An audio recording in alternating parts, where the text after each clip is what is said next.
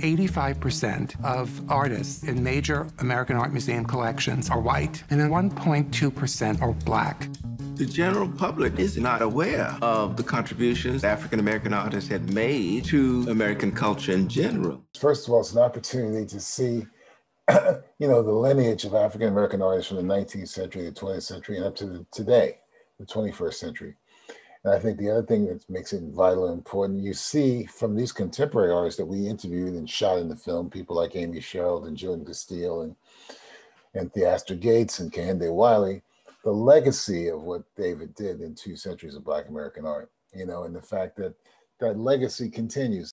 David Driscoll, a professor of art at the University of Maryland, has organized this show called 2 Centuries of Black American Art. Had this Black art exhibition not been organized, many of the artists who are shown here never would have been seen. We always were represented in music, but not in movies, not in the arts. So now it's an opportunity to see that. I mean, one of the things that's really interesting in this film is to see that little young girl looking up at Michelle Obama in the portrait that Amy Sherald created.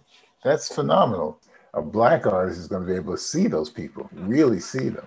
I mean, not in a way that a white artist would. A white artist wouldn't see Michelle and Barack in the way that Kehinde and Amy saw those people. That's why they were selected. And that's what Barack and Michelle understood, that in terms of representation, creating the representation of these two, they had to have a Black artist who understood who they were, who could see them, who could understand how to present them.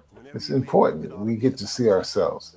We get to see ourselves in museums. We get to see ourselves in exhibits, in galleries. I mean, as a young man, when I went to the museum, I didn't see much of Romare Bearden or Jacob Lawrence or Elizabeth Catlett. As great as some of these artists are that we learned about when I was a young man, there was a group of great artists that existed around that same time. And there's a group of great artists in 21st century African-American artists that are definitely on the rise and are being recognized. It's important.